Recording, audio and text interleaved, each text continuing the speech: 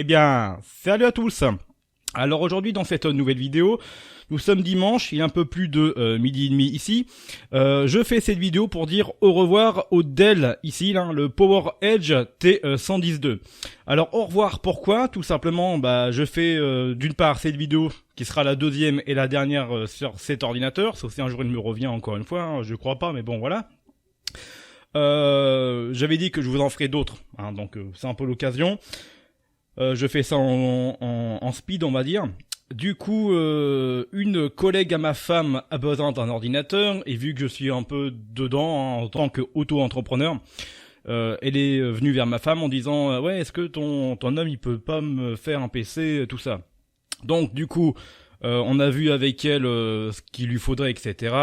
Donc le Power Edge correspond tout simplement, même si j'aurais pu faire d'autres PC à base de 4 corps, etc. Alors, vous le voyez peut-être, mais nous avons un i3. Alors ce n'est pas un Intel Core i3 de 4 corps, 4 threads, mais ici nous avons 2 corps et 4 threads, ok? Ou les threads, dites-le comme vous voulez encore une fois. Donc j'ai rajouté quand même une carte graphique de style HD Radeon 4350 que j'avais récupéré aussi. Nous avons bon, je vais vous montrer la configuration après, je vais pas tout vous dire non plus, comme ça vous allez voir, je vais pas vous spoil.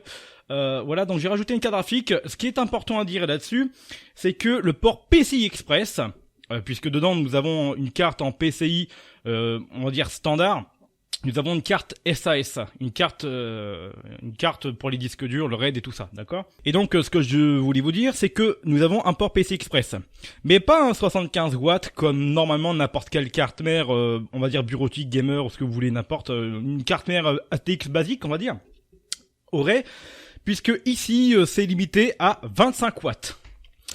Alors l'HD Radeon 4350 et a une consommation de 20 watts. Donc on est dans les clous dedans. Alors apparemment dans certains serveurs Power Edge, le T30 ou je sais plus lequel modèle exactement, on peut, grâce à une mise à jour de BIOS, dans certains serveurs, dans certaines conditions, tout ça, c'est que justement on peut enlever la limite. Donc avec la mise à jour, on peut éventuellement enlever la limite, mais pas avec celui-ci. Du moins, j'ai regardé, mais voilà, je trouve ça complètement con. En même temps, c'est Dell, voilà, c'est encore propriété de Dell, voilà, comme d'habitude. Même si je pense que l'alimentation derrière, on peut peut-être la changer, hein, elle est aux Normatix. Faut voir après si les trous correspondent aux vis et tout ça. Donc il y a toujours l'alimentation de base, hein, une Dell. Alors, enfin une Dell. Je sais pas si c'est du Data Electronics, Lighten ou quoi d'autre encore.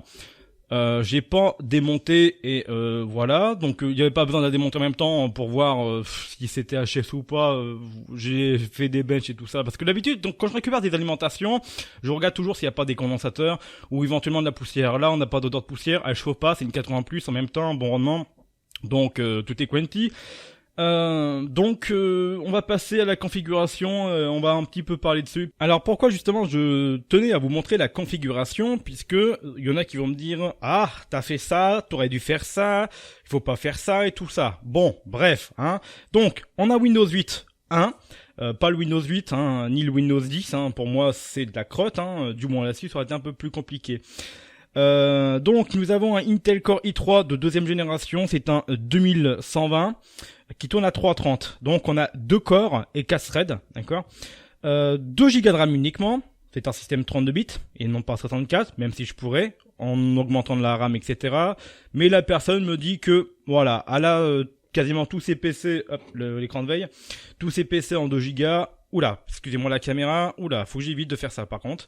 Excusez-moi, hein. Donc oui, donc 2 Go ça suffit. En haut vous le voyez pas, mais hop, voilà, il y a Excel et tout le bordel. On a Excel, Word, Publisher, enfin tout, PowerPoint, tout le... Bref, Office, Microsoft Office. Fait principalement que ça, pas le jeu, tout ça. J'ai mis une carte graphique, pourquoi? Parce qu'en fait, avec la carte, le chipset graphique intégré de 8 MB, je sais plus ce que c'était. Alors, je pense que je peux voir là-dedans si je me rappelle bien.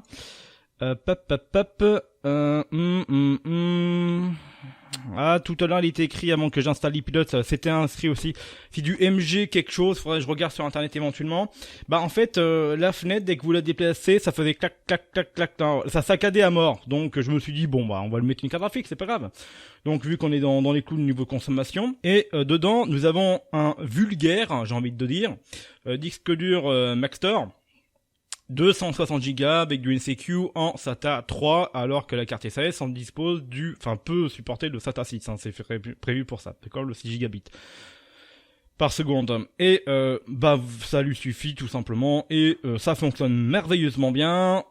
Voilà, donc juste pour la bureautique, on peut même regarder des vidéos en Full HD, hein, j'ai fait le test tout simplement. Voilà, donc c'est la dernière fois qu'on va dire manipule ce serveur Dell.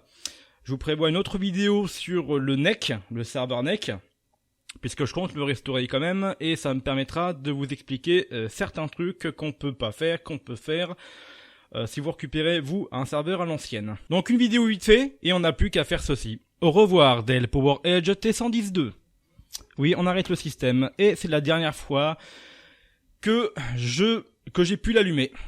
Voilà. Allez, bye bye le Dell. Allez, bye.